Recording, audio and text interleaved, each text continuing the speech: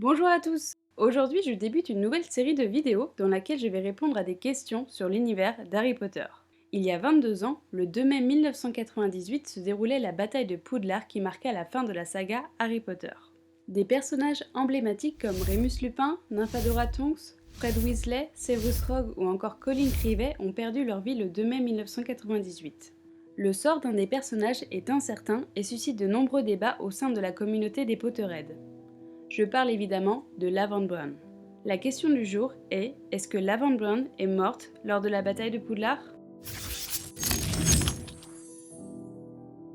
Pour répondre à cette question, on va tout d'abord se replonger dans le tome 7, Harry Potter et les reliques de la mort. À la fin du livre, la bataille de Poudlard débute et plusieurs élèves décident de combattre aux côtés d'Harry, dont Lavande.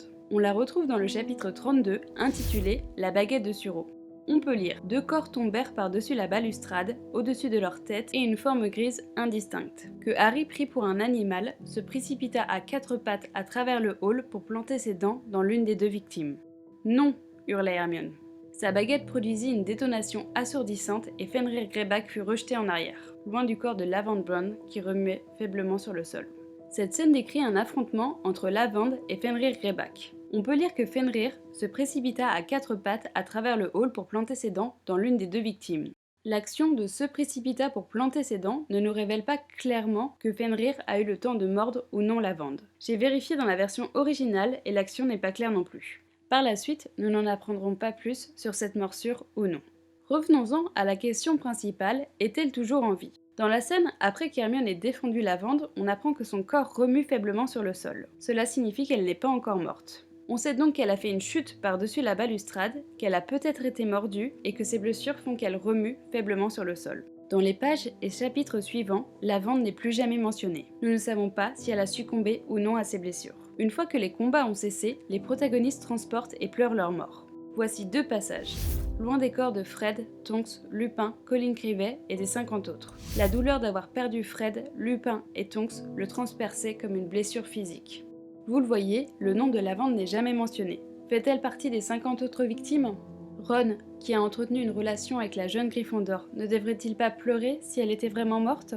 Et en même temps, Ron est déjà sous le choc d'avoir perdu son frère. Le constat est là, à travers le livre Harry Potter, nous ne savons pas si Lavande est toujours en vie.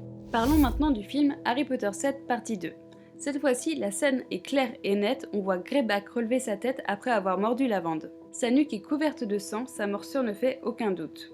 Sur le plan suivant, nous voyons le corps inerte et livide de Lavande, qui montre au spectateur qu'elle a perdu la vie. Sa mort est même confirmée dans le livre des romans à l'écran, on peut lire des déclarations au sujet de Jessie Cave, l'actrice de Lavande. Elle finit dévorée par Fenrir Greyback. Cave se souvient de sa scène de mort. Les scénaristes ont donc fait mourir Lavande, avec, on le sait, l'accord de J.K. Rowling car elle a toujours un œil sur les films. Mais vous le savez, les films sont une adaptation des livres et non pas une retranscription. Et j'insiste vraiment là-dessus, la vraie histoire des Harry Potter est celle des livres et non pas celle des films. Le film Harry Potter 7 partie 2 nous donne donc la vision du sort de Lavande selon l'équipe du film. Pour continuer cette analyse, on va maintenant s'intéresser au site Wizarding World, anciennement Pottermore. Ce site, vous le savez, c'est l'encyclopédie officielle d'Harry Potter lancée par J.K. Rowling. Ce site, qui a beaucoup changé, regroupe un tas d'informations dont des textes inédits écrits par J.K. Rowling et des articles sur les personnages.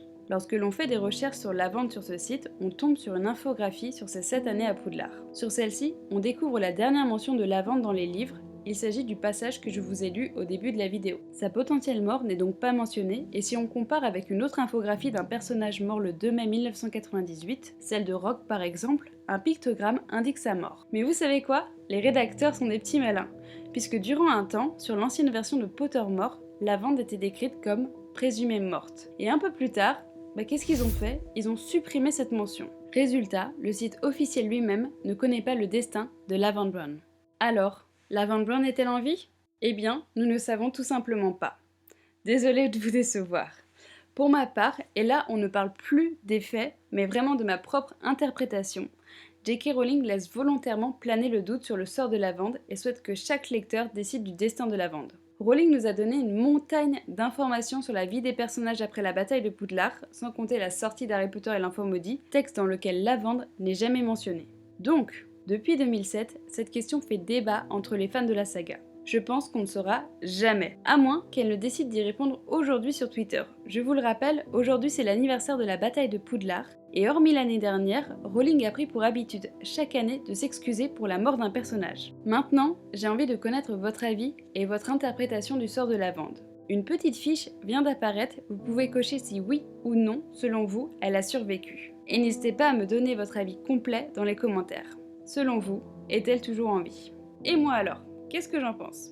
Eh bien, j'interprète que ses blessures ont eu raison d'elle et qu'elle a malheureusement perdu la vie lors de cette bataille. J'espère vraiment que cette première vidéo sur les questions que l'on se pose sur la saga Harry Potter vous a plu.